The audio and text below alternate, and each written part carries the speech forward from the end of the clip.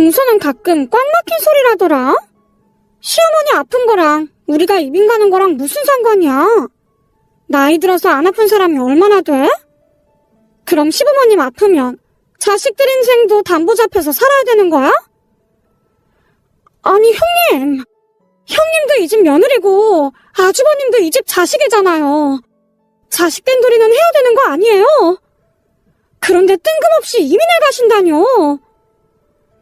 겉으로는 아닌 척, 몰라서 그러는 척, 그리고 순진한 척하지만 속은 구렁이가 수십 마리 들어앉은 것처럼 음흉한 속내가 자리 잡은 그런 사람이 있었는데요. 바로 전 형님이라는 요물이었어요. 그럼 그 요물과의 전쟁을 치러야 했던 제 사연 시작해볼게요. 안녕하세요. 저는 교통사고로 친엄마를 잃었던 아픈 경험을 갖고 있는 사람입니다. 아마 많은 분들이 부모를 잃은 경험이 있을 거라고 생각하는데요. 부모님을 떠나보는 아픔은 겪어본 사람만이 알 수 있을 겁니다. 부모님이 떠나고 나면 살아생전 조금이라도 더 잘해드릴 걸, 좋은 곳 구경시켜드리지 못하고 맛있는 음식 사드리지 못한 후에 가슴을 치게 됩니다.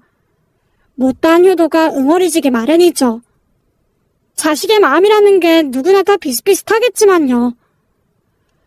저는 대학 동기 모임에서 몇 년 만에 반가운 선배를 만나게 됐고 그게 인연이 돼서 결혼까지 가게 되었어요. 가정에 충실하고 책임감이 강한 남편 덕분에 큰 어려움 없이 행복한 결혼 생활을 이어갈 수 있었습니다. 거기에다 시어머니의 존재는 제게 커다란 행복 중 하나였죠. 그게 무슨 소리냐고요? 흔히들 시어머니는 며느리들의 공공의 적점이라고 생각하시겠지만 저한테는 그렇지 않습니다.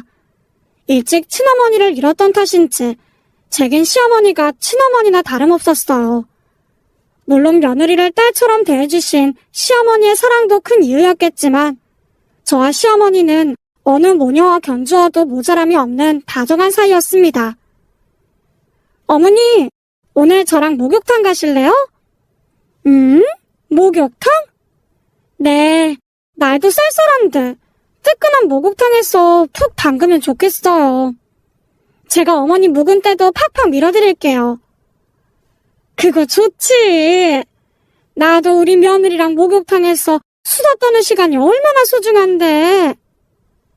정말이요? 저도 해요, 어머니. 저도 어머니랑 함께 목욕탕 가면 꼭 친정엄마랑 목욕탕 가는 것 같아요.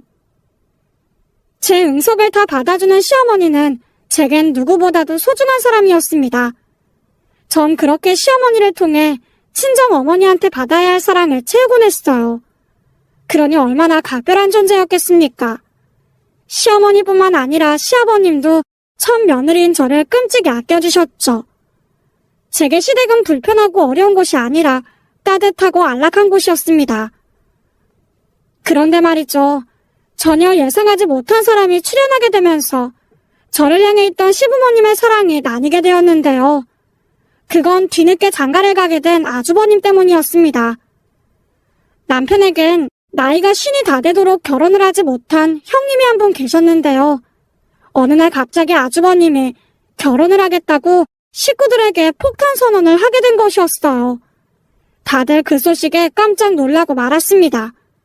모두 아주버님의 결혼에 대해선 거의 다 포기하고 있는 상태였거든요. 그랬던 사람이 결혼할 여자가 있다는데 놀라지 않을 수가 없었죠. 더욱 놀라웠던 건 아주버님과 결혼할 여자 나이가 아주버님과 무려 20살이나 차이가 난다는 것이었습니다. 겨우 30살밖에 되지 않은 여자와의 결혼 발표는 온 가족들을 놀라게 하기 충분했죠. 큰아들의 결혼을 기대하지 않고 살았던 시부모님 입장에선 경사나 다름없었습니다. 그것도 어리고 예쁜 여자를 며느리로 데려온다는데 좋아하지 않을 리가 있겠습니까? 시부모님의 입이 귀에 걸리는 건 어쩌면 당연한 일일지도 모릅니다. 하지만 제 입장에선 좀 껄끄러운 일이었습니다. 혼자 쓸쓸하게 살던 아주버님에게 짝이 생긴 일은 축하할 만한 일이었지만 저한테는 저보다 나이가 10살이나 어린 형님이 들어오는 셈이었으니까요. 그것도 이 집에 처음부터 자리 잡고 있던 형님도 아니었고 뒤늦게 형님이란 사람과 적응을 할 일이 갑갑하더라고요. 솔직히 세월 10년이면 강산도 변한다고들 하는데 10년 어린 사람과 제가 잘 통할 수 있을지도 자신이 없었습니다. 그래도 어쩔 수 있겠습니까? 결혼을 하겠다는 아주버님을 말릴 수 있는 것도 아니고 그저 제가 잘 적응하면서 잘 지내보도록 노력하는 수밖에요. 그렇게 전 팔자에도 없는 나이 어린 형님을 보게 되었죠. 그리고 얼마 지나지 않아 아주 중요한 사실을 깨달을 수 있었습니다. 이 나이 어린 형님이 보통 얘기가 아니란 것을 말입니다. 동서 나이가 나보다 10살 많은 마흔이라며? 혹시 그렇다고 나 무시할 생각하지 마. 나 배울 만큼 배운 여자니까. 어쨌든 촌수로는 내가 위잖아. 어차피 한 집안에서 같은 며느리로 얼굴 보고 지내야 하니까 그런 건 철저히 지키면서 살자고. 내 말 무슨 뜻인지 알지? 그렇게 정내미가 떨어지게 말을 하는데 정말 기가 막혀서 입이 다물어지지가 않더라고요. 아무리 그쪽이 형님이라지만 초정부터 반말을 하면서 제 기를 죽이는데 여간 내기가 아니란 생각이 딱 들더라니까요. 나이 차이가 나더라도 잘 지낼 수 있을 거란 제 기대가 산산이 부서지는 순간이었습니다. 나이 어린 형님은 저와 조화롭게 지내는 쪽보다는 철저하게 서열을 따지는 쪽을 선택한 것 같아 보였죠. 하지만요, 조선시대도 아니고 요즘 같은 시대에 누가 그런 걸 칼같이 지키며 살겠습니까? 형님 동서 사이지만 나이가 많으면 많은 대로 촌수가 높으면 높은 대로 서로 예의를 지켜가면서 잘 지내면 되는 거 아니겠어요? 솔직히 촌수 운운하면서 자존심을 세우는 형님의 콧대를 콱 눌러줘야겠다는 생각을 해보지 않은 건 아니었습니다. 하지만 첫째 며느리를 예쁘게 보는 시부모님의 표정을 보니 차마 그럴 수가 없겠더라고요. 어머님, 제가 어머니 좋아하는 산자를 좀 사왔어요. 저희 집 앞에 유명한 한갓집이 있는데 거기가 산자를 기가 막히게 만들거든요. 어머니가 좋아하신다는 게 딱 생각나서 제가 얼른 사왔잖아요. 아휴, 우리 첫째 며느리는 어쩜 그렇게 마음씨가 고우니? 내가 산자를 좋아한다는 건 또 어떻게 기억하고 있었어? 그래, 잘 먹을게. 고맙다, 새아가. 고맙긴요. 제가 또 어머니 좋아하시는 거 많이 사올게요. 같은 여자가 보면 척 보이는 게 있잖아요. 시어머니 눈에 들기 위한 형님의 알랑방귀가 제 눈엔 정확하게 보이더라고요. 뒤늦게 이 집안의 며느리로 들어올 만큼 본인의 자리를 확고하게 다지려는 의도가 다분했습니다. 본래 시댁은 남부럽지 않은 재산을 가지고 있었습니다. 그렇다고 재벌은 아니지만 동네 알부자라고 소문난 사람들이 한둘씩은 있잖아요. 시부모님이 딱 그런 분들이었습니다. 시부모님이 살고 계신 60평대 아파트며 시골에 있는 넓은 논밭도 그렇고요. 특히 서울 중심가의 6층짜리 건물은 그 가치가 어마어마했습니다. 사실 이 모든 재산은 시아버지가 아닌 시어머니가 일구신 거라고 해도 무방합니다. 젊었을 적 한량기가 다분했던 시아버님은 가정을 지키는 일보단 바깥으로 나다니기 일쑤였고 그 덕분에 시어머니는 해보지 않은 일이 없을 정도로 온갖 고생을 다 하셨다죠. 하지만 시어머니는 한 푼 두 푼 돈이 모이는 족족 땅을 샀고 집을 사셨답니다. 세월이 지나면 그것들이 큰 가치로 뛸 거라고 예상했던 거죠. 시어머님의 선견지명은 보기 좋게 맞아떨어졌고 큰 재산을 모으게 된 거였어요. 그래서인지 시댁의 재산 대부분은 시어머니의 명의로 되어 있었습니다. 돈을 버는 것보다 쓰는 것을 더 좋아하는 시아버지가 못 믿어온 탓도 있었고 시어머니의 피땀으로 일궈온 재산은 당연히 시어머니의 몫이 되는 게 지당한 일이니까요. 남편을 포함한 시댁 식구들은 그것에 관해선 토를 달지 않고 당연히 인정하는 분위기였습니다. 근데 동서, 어머님 명의로 되어 있다는 건물 말이야. 혹시 거기 가본 적 있어? 네? 아, 네. 몇 년 전에 침수 피해를 입은 적이 있어서요. 일손 도우려고 가본 적 있죠. 그런데 그건 왜요? 아니, 어머님이 가지고 계신 건물이 얼마나 넓은가 궁금해서. 평수가 좀 나오는 건물인가? 6층짜리 건물이긴 한데 평수는 그렇게 큰 편은 아니고 꼬마 빌딩 정도라고 보시면 될 것 같은데요. 아, 그렇구나. 그래도 서울 중심이니까 건물 가치가 장난 아니겠지? 그렇죠, 뭐. 그런데 그런 건 왜 자꾸 물어보세요? 응? 그냥 궁금해서 그런다니까. 며느리가 그런 것도 좀 알면 안 돼? 사실 답을 듣지 않아도 어떤 심보인진 불보듯 뻔합니다. 어머님 건물이 본인의 잠재적 재산 정도로 생각하고 있는 거겠죠. 부모의 재산은 나중에 부모의 뜻대로 자식들에게 알아서 분배해 주실 겁니다. 물려받을 재산이 많다면 감사한 일이고 또 그렇지 않다고 해도 그런대로 순응할 일이겠죠. 물 흐르듯 순리대로 맡기면 될 일을 시어머니가 두 눈 시퍼렇게 뜨고 계신데도 시어머니 건물에 무척 관심이 많은 형님이 제 눈에 달가워 보일 리가 없었습니다.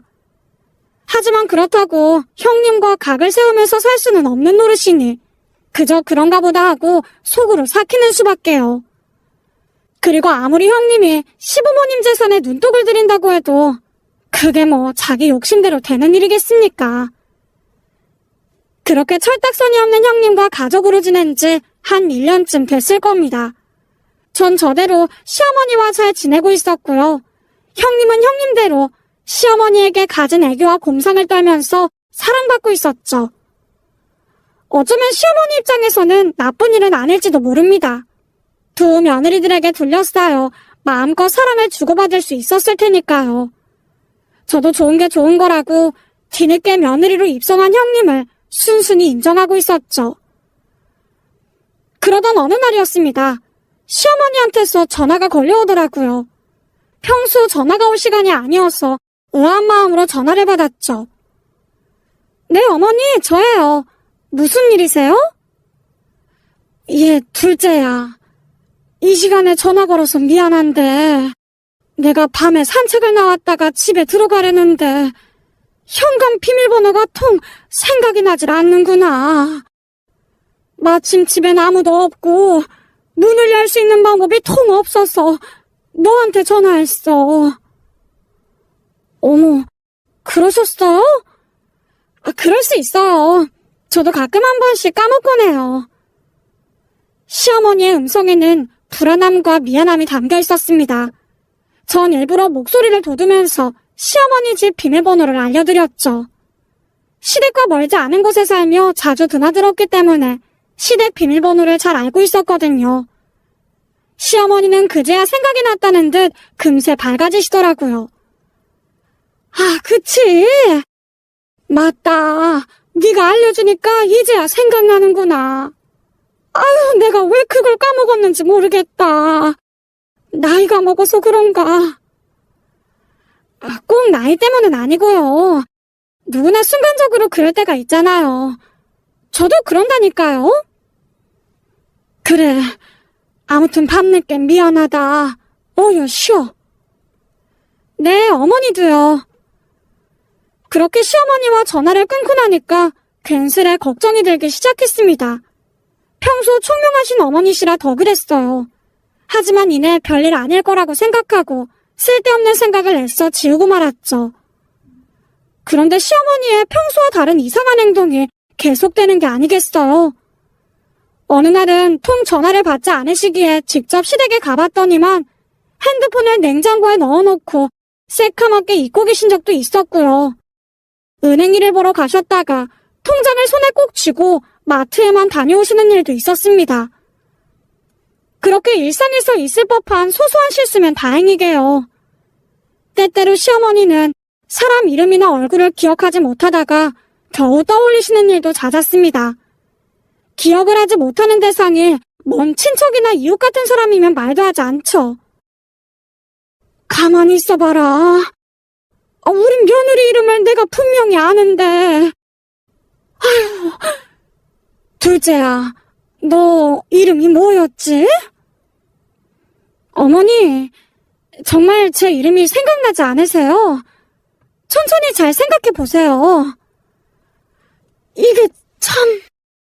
아유, 머릿속에선 떠오를 듯 말 듯 한데. 현정이었나? 아니. 현정이가 아니라 현희였나? 어머니, 저 정은이잖아요, 연정은. 정말 모르시겠어요? 아, 맞아, 연정은. 아휴, 내가 왜 우리 며느리 이름을 잊었지? 정말 내가 왜 이럴까? 가족들은 그제서야 어머님의 상태가 심각하다는 걸 깨달았고요. 시어머니를 설득해서 병원에 진단을 받아보기로 했습니다. 그리고 우리 가족은 시어머니가 치매 중기에 접어들었다는 충격적인 사실을 마주해야만 했습니다. 그때 생각을 하면 지금도 가슴에 대못이 박힌 듯 가슴이 너무나 아픕니다. 친엄마와 다름없는 시어머님이 치매라는 몹쓸 병에 걸리다니요. 더구나 이미 병증이 꽤 깊은 상태였기 때문에 이상 증상이 더 잦아질 거라더군요. 더 나아가선 몸에 마비 증상이 나타날 수도 있으니 가족들이 곁에서 돌보면서 시선을 떼면 안 된다고 하더라고요. 시어머니의 치매 판정으로 저희 가족 모두는 비상사태가 되었습니다. 가장 큰 문제는 시아버지와 단 둘이 살고 있는 시어머니를 자식들 중 누군가가 돌봐야 한다는 점이었습니다. 우리 부부와 형님 내외는 시부모님 모르게 따로 만나 이 부분에 대해서 의논하게 되었죠. 어머님이 저런 상태시니까 아무래도 자식들이 돌봐드려야겠죠. 제 생각에는 형님네와 저희가 몇 달 주기로 돌아가면서 시댁에서 살면서 돌봐드리는 게 좋을 것 같은데 형님네는 어떻게 생각하세요? 제가 남편과 미리 의논한 제안을 꺼내자 형님이 눈을 동그랗게 뜨며 화들짝 놀라는 게 아니겠어요. 뭐? 아니 동서, 그게 말이야 방귀야? 어떻게 시댁에서 몇 달씩이나 살아? 그게 말이 돼? 연로한 아버님이 어머님을 돌보는 건 한계가 있잖아요. 앞으로 병이 더 심해지실 텐데 우리가 지켜봐야지 어떡해요. 아, 그렇다고 이건 아니지. 차라리 간병하시던가 아니면 요양병원에 모시던가 그럼 되는 거 아니냐고. 어머님이 아프시다고 덜컥 남의 손에 맡기는 게 좀 그렇잖아요. 자식들이 할 수 있는 데까진 해봐야죠. 그래도 난 반대야. 난 어머님 병수발하면서 살 자신 없다고. 네? 그럼 어머님을 저렇게 내버려 두단 말이에요? 그렇게 하고 싶으면 동서나 해. 난 모르겠으니까. 뭐라고요? 아무리 나이가 어린 형님이라지만 이렇게 무책임한 태도를 보일 줄은 몰랐습니다. 어머님이 멀쩡하실 때는 하늘의 별도 따다줄 것처럼 간살을 떨더니만 어머님이 아프다니까 손절하려는 모습에 정내미가 다 떨어지더라고요. 그런 형님의 태도에 남편도 화가 많이 났고요.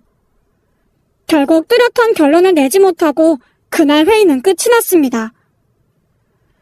형님네가 싫다고 하면 어쩔 수 없지. 나라도 어머님 돌볼 테니까 너무 걱정하지 마. 당신 정말 그래도 괜찮겠어? 그럼 괜찮지. 어머니가 나한테 얼마나 잘해주셨는데 나한테는 친엄마나 다름없으셔. 그럼 친엄마가 아픈데 나 몰라라 해? 그건 아니잖아. 형님네가 무슨 결정을 하던 상관없어. 난 그냥 우리 엄마 돌보려는 거니까. 당신도 참. 내가 당신한테 정말 고맙고 미안하다. 남편에게 한 그 말은 진심이었습니다. 형님이 시어머니를 돌보든 말든 저는 시어머니를 요양병원에 보낼 생각은 추호도 없었어요. 치매라는 병은 가족들이 옆에서 관심을 두고 계속 지켜보고 관리를 해줘야 하는 병입니다. 남의 손에 맡겨서는 될 일이 아니었어요. 그렇게 전 시댁에 들어가 시부모님과 함께 살게 되었습니다. 어차피 시댁과 저희 집은 멀지 않아서 직장을 다녀야 하는 남편은 그냥 집에서 머물면서 왔다 갔다 하기로 했네요.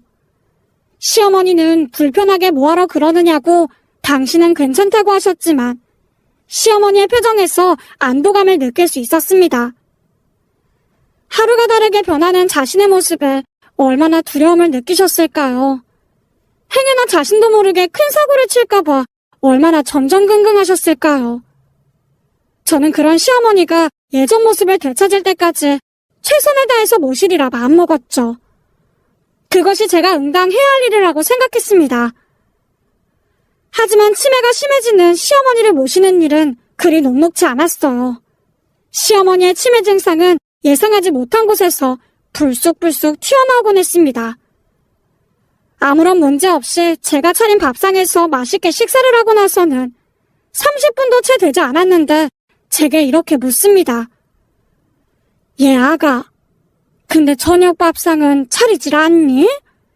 이러다 네 시아버지 배골마 죽겠다. 어서 밥을 해서 밥상 차려드려야지. 네? 그게 무슨 말씀이세요? 금방 아버님이랑 같이 식사하셨잖아요. 우리가 밥을 먹었다고? 아니, 그런 말이 어딨어. 아무리 우리가 깜빡깜빡 한다곤 하지만 밥을 먹었는지 안 먹었는지도 구분 못할까봐 그래? 그럼 배에서는 왜 꼬르륵 소리가 나겠니? 그냥 차리기 싫으면 차리기 싫다고 말해라. 이럴 거면 전처럼 내가 밥을 해먹는 게 낫겠구나. 어머니, 진짜 왜 그러세요? 저 지금 설거지하는 거 안 보이세요? 우리 다 같이 식탁에 모여서 밥 먹었잖아요. 얘가 정말 너 끝까지 우길 거니? 그렇게 성을 내시곤 방문을 쾅 닫고 들어가십니다. 그리고 잠시 후 슬그머니 방에서 나온 시어머니가 제 손을 꼭 붙잡고 눈물을 글썽입니다. 아유, 아가. 내가 저녁을 먹었던 걸 새카맣게 잊고 아무 죄 없는 너만 잡았구나. 이제야 생각이 났어. 미안해서 어떡하니? 내가 빨리 죽어야 네가 편할 텐데. 아니에요, 어머니. 전 괜찮아요. 그러니까 자꾸 기억을 찾아보려고 노력하셔야 돼요. 아셨죠? 그래, 그래야지. 날이 갈수록 이런 비슷한 일들은 비일비재하게 일어났고요. 꾸준히 병원을 다니며 치료에 전념하는데도 점점 심해지는 증상에 제 마음이 안달이 났습니다. 옆에서 그런 시어머니를 지켜보는 건 정말 힘든 일이었습니다. 몸이 힘든 것보다 마음이 아파서 견디기가 힘들었습니다. 날로 쇠약해지는 시어머니를 보며 남몰래 눈물을 훔치는 날들이 많아졌죠. 그렇게 시어머니와 넉 달쯤 지냈을까요? 가뜩이나 심란한 저한테 형님까지 나서서 염장을 지르더군요. 동성, 우리 다음 달에 이민 가기로 했어. 네? 아니, 갑자기 무슨 이민이에요? 친척분이 호주에서 자리 잡고 사시는데 그쪽으로 들어가서 살기로 했어. 하고 싶은 공부도 있고. 한국보다야 그런 선진국이 살기엔 훨씬 낫지. 안 그래? 아무튼 급하게 가게 됐으니까 동서도 그렇게 알고 있어. 꼭 그렇게 급하게 이민을 가셔야 돼요? 시어머니도 많이 아프신데. 동서는 가끔 그렇게 꽉 막힌 소리라고 하더라. 시어머니 아픈 거랑 우리가 이민 가는 거랑 무슨 상관이야. 나이 들어서 안 아픈 사람이 얼마나 돼? 그럼 시부모님이 아프면 자식들 인생도 담보 잡혀서 살아야 하는 거야? 아니, 형님도 이 집 며느리고 아주버님도 이 집 자식이잖아요. 어머님이 이렇게 편찮으신데 서로 어느 정도는 배려해야 되는 거 아니에요? 그러니까 누가 동서 보고 어머님 모시고 살라고 했어? 그러니까 진작 요양병원에 모시면 됐을 일 아니야. 동서발로 직접 시댁에 들어와 사는 건데 누굴 탓해? 형님 내외는 가족들에게 이민을 가겠다며 일방적인 통보를 해버리고 떠나버렸습니다. 남편과 제가 얼마나 황당했는지 모르겠어요. 마치 아픈 부모님을 저희에게 떠넘기고 가버리는 것 같았거든요. 아픈 시어머니를 보살피는 일은 제가 자진해서 시작한 게 맞습니다.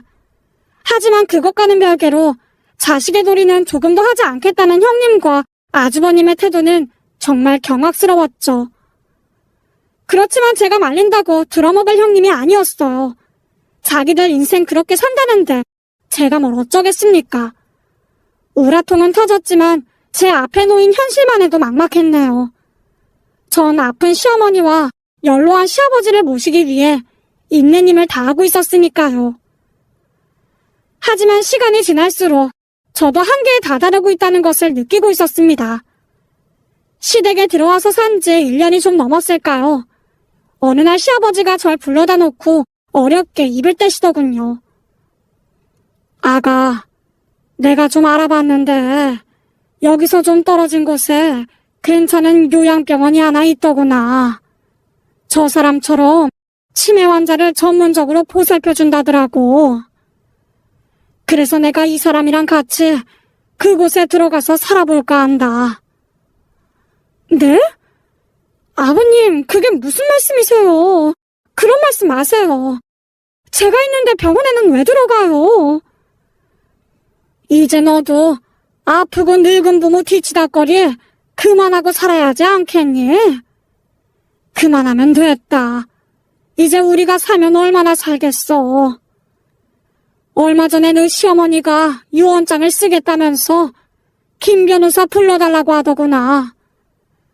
우리 작은 며느리 덕분에 우리 두 늙은이가 얼마나 행복했는지 몰라. 고맙다, 아가. 시아버님이 촉촉한 눈빛으로 절 보며 그런 말씀을 하시는데 눈물을 참느라 혼이 났습니다. 시어머님이 가족들 몰래 유언장을 쓰셨단 말도 제 가슴을 먹먹하게 만들었죠. 그렇다고 이제 자식들 신세는 그만지고 요양병원에 들어가시겠다는 말을 들어드릴 순 없었어요. 친정엄마나 다름없는 시어머니는 끝까지 제 손으로 지켜드리고 싶었습니다. 시아버님께 걱정하지 말라고 당부를 드린 후 남편에게도 이 사실을 전했습니다. 하지만 남편의 반응은 제 예상과는 다른 것이었어요. 아버지 말씀도 일리가 있어. 오죽하면 그런 말씀을 하셨겠어. 당신이 언제까지 아픈 엄마 모실 순 없는 거잖아. 차라리 그 편이 더 나을지도 몰라. 아니야. 난 정말 괜찮다고. 어머님 모시고 병원도 다녀야 되고 좋아하시는 것도 해드리고 볕 좋은 날에는 산책도 나가야 돼. 난 어머님 요양병원에 가는 거 싫어. 그래도 제가 더 노력하고 더 정성으로 보살펴드린다면 상황이 괜찮아질 거라고 생각했어요. 하지만 세상 만사가 제 마음처럼 되지는 않나 봅니다. 엎친 데 덮친 격으로 치매를 앓고 있는 시어머님의 건강은 점점 더 악화되고 있었죠. 입퇴원을 반복하면서 더욱 쇠약해진 시어머님은 거동 자체가 어려워졌고 이대로는 시어머님이 오래 사시기는 힘들 것 같다는 의사선생님의 말에 저는 와르르 무너져버리고 말았습니다. 병원 침대에 누워 숨을 쌕쌕거리는 시어머니를 보고 있자니 너무나 야속했습니다. 이렇게 당신의 좋아하는 며느리 옆에서 오래 살며 사랑을 듬뿍 주시면 좋을 텐데 왜 이렇게 빨리 떠나려고만 하시는지 섭섭했어요. 시아버지와 남편도 시어머니가 곧 떠날 수도 있다는 사실을 받아들였어요. 그리고 어머님이 위독하다는 사실을 형님 내외에게도 전달해드렸죠. 형님 내외는 연락이 닿은 지 이틀 만에 급히 귀국을 했습니다. 1년 만에 나타난 형님이 누워 계신 시어머니 손을 붙잡으며 오열을 하더라고요. 어머니, 저 왔어요. 어머님의 좋아하시는 큰며느리요. 어머니, 제 이름 좀 불러봐 주세요. 네? 형님의 애타는 부름에도 시어머니는 눈만 껌뻑이며 고개를 돌리시더군요. 시어머니는 이미 치매 증상이 심해져서 가족들 얼굴도 잘 못 알아보는 상태였습니다. 동서, 어머님 상태가 왜 이렇게 안 좋아? 어머님 이렇게 될 때까지 동서는 뭐 하고 있었어? 진작 병원에 모셨으면 이렇게까지는 안 되셨던 거 아니야? 네? 갑자기 그게 무슨 말씀이세요? 지금까지 어머님 병수발된 저한테 그게 할 말이에요? 몰라. 암튼 속상해 죽겠어. 형님은 마치 시어머니의 병세가 위독해진 게 제 탓이라는 데 눈을 흘기는 겁니다. 여태껏 시어머니 병수발은 나 몰라라 해놓고 이제 와서 효부인 척하는 모습이 기가 막히더군요. 욱하는 마음이 목구멍까지 치솟았지만 오늘 내일 하는 시어머니 앞에서 형님과 입씨름을 하고 싶진 않았습니다. 제게 무엇보다도 중요한 일은 어머님이 병을 훌훌 털고 다시 일어나는 기적이었죠. 제 얼굴을 몰라도 되고 제 이름을 기억해주지 못해도 되니까 제발 돌아가시지만 말라고 간절히 바랬습니다. 하지만요, 제 간곡한 바람은 이루어지지 못했습니다. 결국 시어머니는 저와 눈길 한번 마주치지 못하고 세상을 떠나셨네요. 하필 사풍이 매서운 겨울날 먼 길을 가시는 바람에 마음이 더 쓸쓸하고 아팠습니다. 눈물이 마를 새 없이 장례를 치렀고 생전 어머님이 그리워하던 고향 선산에 모시게 되었어요. 어머님을 홀로 두고 나오는 길이 너무 힘들고 가슴 아팠지만 어머님이 좋아하시는 들꽃들과 새소리가 가득하다는 걸 위안 삼으며 어렵게 발길을 옮겼습니다. 그렇게 어머님의 장례를 마치고서 온 가족이 시댁에 모여 어머님 물건들을 정리하고 있었는데요. 시아버님이 좀 이상한 말씀을 하시더라고요. 그런데 김 변호사가 이런 말을 하더라고. 네 엄마가 죽기 전에 작성한 유언장을 지금은 공개할 수 없고 1년 뒤 첫 제사 때 공개해야 한다고 말이야. 네? 아버지, 그게 무슨 말씀이세요? 왜 유언장을 1년 뒤에 공개해야 된다는 건데요? 그게 네 엄마가 그렇게 부탁을 했다는구나. 반드시 1년 뒤에 유언장을 공개하라고 말이야. 엄마가요? 시아버지의 말에 남편이 고개를 가웃거렸습니다. 저도 시어머니의 유언장이 1년 뒤에 공개돼야 한다는 점이 언뜻 이해할 수가 없었어요. 시어머니의 유언장을 가지고 있는 변호사는 오랫동안 시댁의 이런저런 일을 봐준 변호사라서 없는 얘기를 할 사람은 아니었거든요. 의구심이 든 남편은 그 자리에서 직접 변호사랑 통화를 했고 시아버님 말이 맞다는 걸 그 자리에서 확인했습니다. 김 변호사 말이 엄마가 유언장을 작성하면서 반드시 당신 첫 제사에 유언장을 공개하라고 신신당부하셨대. 거참, 엄마가 왜 그런 부탁을 하셨지? 그러자 형님이 불쑥 끼어들면서 이렇게 말을 하더군요. 사방님, 궁금해하면 뭐해요. 다 어머니가 생각이 있으시니까 그런 부탁을 해두셨겠죠. 유언장을 지금 보나 1년 뒤에 보나 뭐가 달라질 게 뭐가 있어요? 그렇다고 떠난 어머님이 돌아오시는 것도 아닌데. 형수님 말이 맞긴 한데 좀 이상한 부탁을 하셨다는 생각이 들어서요. 아무튼 그건 변호사가 알아서 할 일이고요. 그것보다 전 어머님 계신 근처에서 지내볼까 해요. 네? 엄마 계신 곳에요? 아니 형수님, 그게 무슨 말씀이세요? 그러니까 엄마 모신 선산 근처로 내려가신다고요? 네, 아무래도 이렇게 어머님을 떠나보내고 나니까 마음이 헛헛해서 견딜 수가 있어야죠. 제가 외국에서 산답시고 아픈 어머님 한번 들여다보지 못했잖아요. 그냥 어머님이랑 가깝게 살면서 묘도 살펴드리고 무난 인사도 드리고 그러고 싶네요. 형님의 뜻밖의 선언에 가족들이 모두 어리둥절해했어요. 심지어 아주버님까지 처음 듣는 것처럼 눈을 크게 뜨시더라고요. 아니 형님, 거기서 어떻게 사신다고 그래요? 그리고 다시 호주에 돌아가 봐야 되는 거 아니에요? 호주 이민은 없던 걸로 하기로 했어. 외국에서 좀 살아보니까 영 우리 체질에는 안 맞아. 그래서 다시 한국으로 들어올 계획이었는데 하필 어머님이 이렇게 되셔가지고는. 아무튼 난 어머님 살아생전 더 잘해드리지 못한 죄책감에 이렇게 평소처럼은 못 지내겠어. 당분간 어머님 산소라도 지키고 있을래. 그러니까 이제 동선 신경 쓰지 마. 그동안 동서가 고생 많이 했잖아. 그래도 그렇죠. 거기가 어디라고요. 연고도 없으신데 어떻게 사시려고 그러세요. 요즘 같은 세상에 살림 살지 왜 못 살아. 어차피 어머님 땅인데 농막 같은 거 하나 해놓고 살면 돼. 이래야 내 마음이 편할 것 같아서 그러는 거니까 동서도 아버님도 모두 신경 쓰지 마세요. 저라도 이렇게 해야 우리 어머님이 덜 외로우실 것 아니에요. 형님의 뜻밖의 결혼한 말에 모두 숙연해졌습니다. 저도 형님이 그렇게까지 어머님을 생각하고 있었는지 몰랐습니다. 제가 그동안 형님에 대해서 오해를 하고 있었던 게 아닌가 싶기도 하더군요. 하지만 아무리 그래도 시어머님 산소 근처에 농막을 지어놓고 살겠다는 형님이 크게 걱정되었습니다. 그런데 정말 형님은 자기가 뱉은 말을 곧바로 실행하더라고요. 조립식 농막을 주문해서 어머님 산소 근처에다 설치하더니 간단한 살림만 차려놓고 살기 시작한 겁니다. 형님의 그런 행동에 온 가족은 물론 저도 정말 깜짝 놀랐습니다. 어떻게 이렇게까지 할 수 있는 건지 정말 대단하다는 생각이 들더라고요. 평생 도시에서 살던 사람이 시골 농막에서 산다는 게 진짜 쉬운 일이 아니잖아요.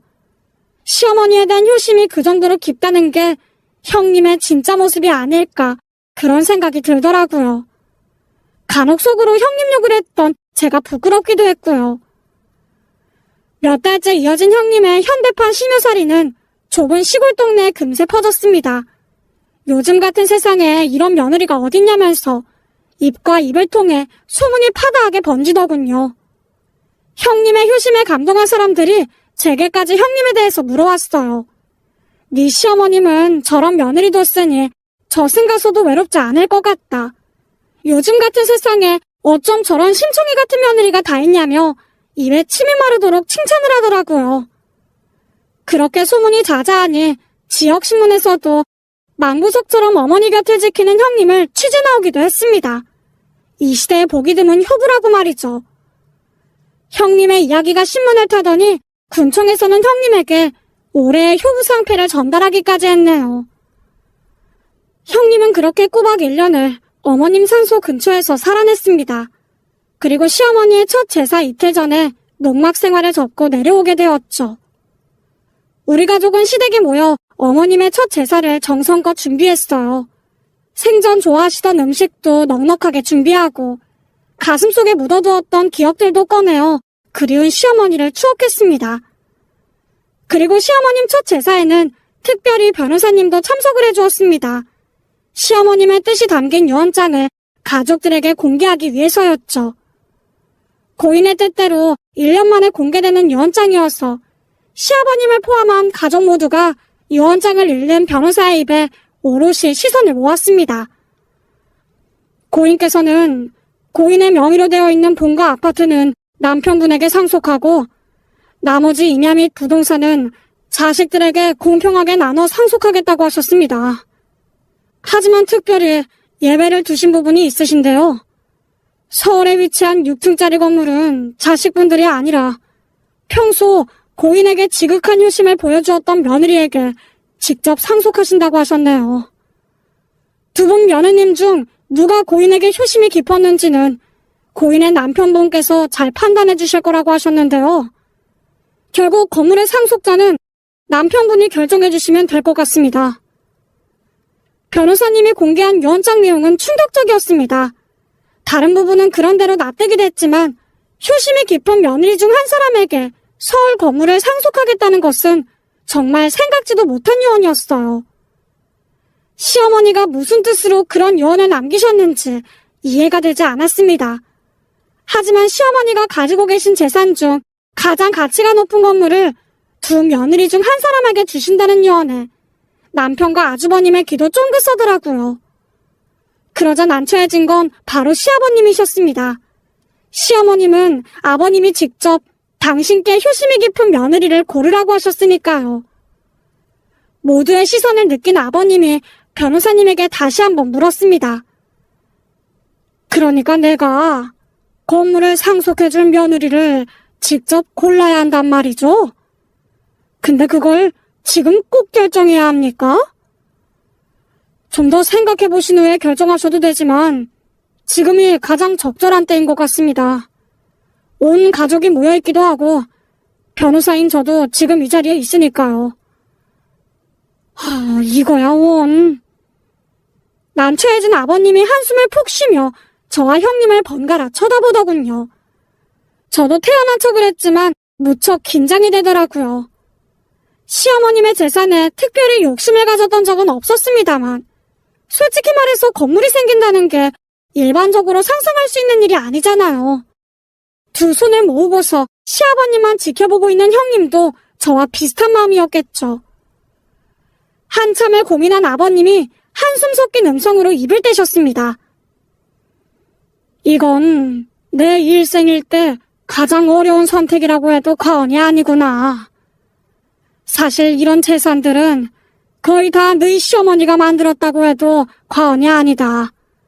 그러니 그 사람 유언대로 따라주는 게 도리인 것 같으니 어쩔 수 없이 선택을 하긴 해야겠지. 차라리 한 사람을 정확하게 지목해서 결정해 주었으면 더 좋았겠지만 이렇게 두루뭉술하게 표현한 깊은 뜻이 있지 않았겠니?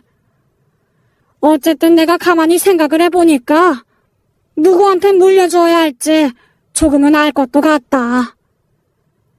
시아버님이 거기까지 말을 마치자 갑자기 형님이 눈물을 쏟으며 오열을 하는 게 아니겠어요. 어머님 뜻이 담긴 유언장을 보니까 어머님이 너무 그리워요. 제가 하루도 빠짐없이 어머님 산소를 지키면서 얼마나 빌었는지 몰라요. 하루라도 좋으니까 제발 꿈에 나타나달라고 말이에요. 아버님이 어떤 결정을 하시던 간에 저희는 잘 따르겠습니다. 그러니까 망설이지 마시고 말씀해 주세요. 그러더니 자기 가방에서 효부상 상패를 꺼내더니 가슴에 꼭 끌어안고 펑펑 눈물이 쏟더라고요. 형님의 그 모습에 기가 찹니다. 시아버님이 효심이 깊은 며느리를 골라야 하는 순간 갑자기 시어머님 산소 옆에서 심유살이를 했던 일을 말하고 은근슬쩍 상패까지 꺼내서 어필을 하다뇨. 그 찰나의 순간에 그런 행동을 하다니 정말 대단한 형님이란 생각이 확 들더라니까요. 시아버님이 안타까운 눈빛으로 저와 형님을 한 번씩 쳐다봅니다. 두 며느리들이 얼마나 착하고 예쁜지는 내가 잘 알지. 둘째는 아픈 시어머니 곁을 끝까지 지키면서 정말 최선을 다해서 시어머니를 보살폈고, 첫째는 1년이라는 긴 시간 동안 시어머니 묘를 지켰으니 두 사람의 효심이야 두말하면 잔소리겠지. 누가 더 효심이 깊은지 우열을 가리기가 쉽진 않지만 그래도 내 생각엔 첫째 노고가 좀 더 크지 않았나 싶다. 군청에서 효부상까지 주신 것은 모두들 그 효심에 감명해서가 아닐까? 그래서 서울 건물은 아무래도 큰애 몫으로 가는 게 맞지 않나 싶네. 아버님의 말이 끝나기가 무섭게 형님은 우는 소리를 더 크게 냅니다. 아버님, 제 진심을 알아주셔서 정말 감사드려요. 제가 비록 외국에 있었지만 아픈 시어머니를 얼마나 생각하고 애달파했는지 모르실 거예요. 그래도 제 마음에 조금이나마 전달돼서 정말 다행이에요. 형님은 슬픔을 참지 못하겠다는 듯 연신 눈물을 찍더라고요. 그게 슬픔의 눈물인지 기쁨의 눈물인지는 분간하기 어려웠지만요. 건물 상속자를 형님으로 결정한 시아버님이 제게 이렇게 말씀하셨어요. 둘째야, 너무 서운해하지 말거라. 두 사람 중 꼭 한 사람을 결정해야 해서 그렇지 네 효심도 큰애 못지 않다는 건 내가 잘 알고 있단다. 큰애한테 건물을 주긴 했지만 넌 내가 따로 생각해둔 게 있으니까 너무 섭섭하게만 생각하지 않았으면 해. 네, 아버님. 전 괜찮으니까 마음 쓰지 마세요. 물론 건물주가 될 수 있는 기회가 날아가 버려서 씁쓸하긴 했지만 이것도 다 제 팔자라고 생각했습니다. 또 처음부터 시어머니에 대한 효심을 가지고 경쟁한다는 것 자체가 썩 마음에 들진 않았기 때문에 그냥 받아들이기로 했어요. 남편 역시 저와 비슷한 생각을 했는지 아버님의 결정에 토를 달진 않았습니다. 그런데 바로 그때 잠자코 이 상황을 지켜보던 변호사님이 우리 가족 모두를 충격 속으로 몰아넣을 만한 엄청난 발언을 하는 게 아니겠습니까? 정말 죄송한데요. 아무래도 안 되겠습니다. 제가 끝까지 입을 다물고 있으려고 했는데요.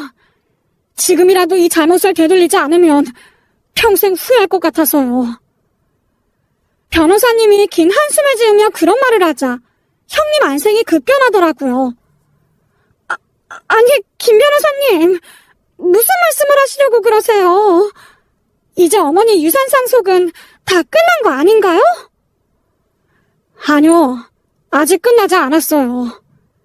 실은 김연아 씨가 저한테 유언장 내용을 미리 알려달라고 부탁을 했고, 효심이 지극한 둘째 며느리에게 건물을 상속하신다는 유언장 내용을 조작해달라고까지 하셨습니다. 그 대가로 제게 거금을 약속하셨고요. 뭐라고요? 김 변호사님, 그게 무슨 망발이에요? 제가 언제 변호사님한테 그런 부탁을 했다 그래요? 이제 그만하시죠. 저랑 통화한 내용 전부 다 녹음본으로 가지고 있습니다. 저도 이것이 큰 잘못인 줄은 알았지만 돈에 욕심이 나서 그만 동의하고 말았어요. 그래서 유언장 내용을 조작하고 공개도 1년 뒤로 미룬 겁니다. 그동안 김연아 씨는 건물을 상속받기 위해 효부인 척 연기를 하신 거고요. 하지만 전 지금 제 잘못을 뉘우치고 후회하고 있습니다. 아무리 돈이 좋다고 하지만 도저히 이대로 김연아 씨에게 건물이 상속되는 걸 두고 볼 수가 없네요. 김 변호사님, 왜 자꾸 거짓말을 하세요? 제가 무슨 연기를 했다고 그래요? 이 사람 정말 미친 거 아니야? 시아버님은 물론 우리 가족은 너무 놀라서 입을 다물지 못했습니다. 김 변호사, 이게 다 무슨 말인가? 자네가 한 말이 정말 사실이야? 우리 큰애가 자네를 매수하려고 했단 건가? 네, 제가 고인의 자필 유언장을 직접 위조했습니다. 느닷없이 첫째 며느님에게 건물을 상속한다고 하면 의심을 받을까봐 효심이 깊은 며느님에게 상속한다는 것으로 조작한 겁니다. 정말 죄송합니다. 공증인인 제가 절대 이러면 안 되는 건데 돈에 눈이 멀어서 돌이킬 수 없는 짓을 저지르고 말았네요. 제가 저지른 일에 대한 벌은 달게 받겠습니다. 시아버님은 손을 부들부들 따면서 형님을 노려보시더군요. 첫째, 네가 한번 말해봐라. 그럼 지금까지 효심이 지극한 척 연기를 한 거냐? 심유살이까지 자처하면서? 이 모든 게 다 건물을 받고 싶어서 네가 꾸민 짓이란 게 사실이야? 벼랑 끝까지 몰린 형님은 우물쭈물거리다 결국 빽 하고 소리를 지르더군요. 그래요, 제가 그랬어요. 시어머니가 무슨 유언을 남기셨는지 너무 궁금해서 살짝 알아봤어요. 근데 동서한테 그 건물을 통째로 준다는데 눈이 안 돌아가고 배겨요? 다 똑같은 자식인데 누구한테만 많이 주는 게 어딨냐고요? 그러니까 꼭 제 잘못만은 아니에요. 어머님이 처음부터 공평하게 유산을 남겨주셨으면 이런 일도 없었을 거 아니에요. 적반하장도 유분수죠. 이렇게 큰 잘못을 저질러 놓고는 애먼 시어머니 탓을 합니다. 형님의 그 기막힌 기행에 아주버님까지 뒷목을 잡더군요. 전 더 이상 참지 못하고 형님에게 따졌습니다. 야, 네가 그러고도 사람이냐? 어머님 아프실 땐 이민 간다고 도망을 치더만 유산이 욕심나서 이런 어마어마한 짓을 벌인다고? 그럼 내가 사람이 아니면 뭐니? 원래 사람은 다 똑같은 거야. 너도 아까 아버님이 나한테 건물 물려준다고 했을 때 속 쓰려서 죽을 뻔했지? 그러니까 고고한 척 하지 마. 너도 내 입장이었으면 똑같이 그랬을걸? 뭐라고? 내가 너랑 똑같은 사람으로 보이니? 착각하지 마. 아무튼 너 각오 단단히 해야 될 거야. 그냥은 넘어갈 생각 없으니까. 그래, 마음대로 해. 난 그저 내 권리를 찾으려고 했을 뿐이라고. 뭐가 그렇게 당당할까요? 끝까지 자기 잘못이 없다는 형님은 시댁문을 벌컥 열고 나가버리더군요. 얼굴이 시뻘개진 아주버님도 그렇게 나가버리는 형님 뒤를 쫓아나가더라고요. 그 덕분에 시어머님의 첫 재산은 엉망진창이 되어버리고 말았습니다. 그 상황을 지켜보고 있던 남편과 시아버님은 얼굴이 흑빛이 된 채 땅이 꺼질 듯 한숨을 푹푹 내실 뿐이었네요. 변호사님은 고개를 푹 숙이고서 자신이 스스로 자수를 하고 죗값을 받겠다고 하시더군요. 범죄나 다름없는 형님의 일탈에 변호사님이 동조한 것은 큰 잘못이었습니다. 하지만 뒤늦게나마 잘못을 바로잡으려고 했던 건 천만다행인 일이었죠. 변호사님의 용기가 없었더라면 저희 가족 모두는 효심을 가장한 형님에게 감쪽같이 속았을 겁니다. 형님에게 분노를 참지 못한 시아버님은 곧바로 경찰에 고소를 진행하게 되었습니다.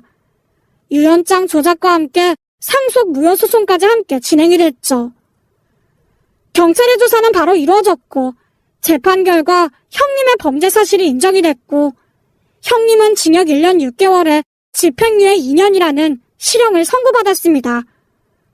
뿐만 아니라 아주버님과도 이혼을 하게 된 형님은 결론적으로 시어머니 재산 중 단 한 푼도 받지 못한 셈이 되었네요.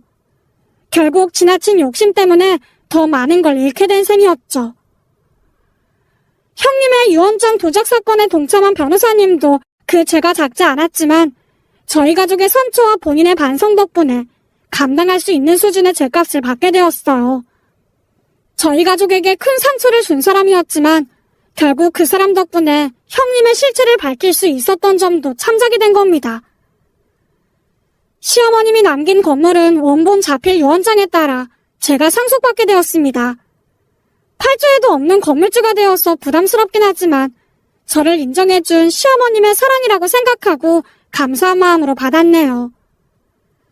한참 후에 들리는 소식으로는 아주버님과 이혼을 한 형님은 호주로 돌아갔다더군요. 거기서 뭐 해먹고 사는지 알 길은 없겠지만 부디 죄를 저지르지 말고 정당하게 살았으면 하는 바람입니다. 진심이든 거짓이든 1년이나 심유살이를 했던 건 사실이었으니까요. 그런 각오로 산다면 배야 굶고 살겠습니까? 아무튼 아찔했던 그 사건은 좋게 마무리되었지만 가끔 그 일을 떠올리다 보면 아직도 소름이 돋곤 하네요. 제 기막힌 사연은 여기까지입니다. 경청해주신 애청자분들에게 감사하다는 말을 전하며 이만 줄이도록 하겠습니다. 감사합니다.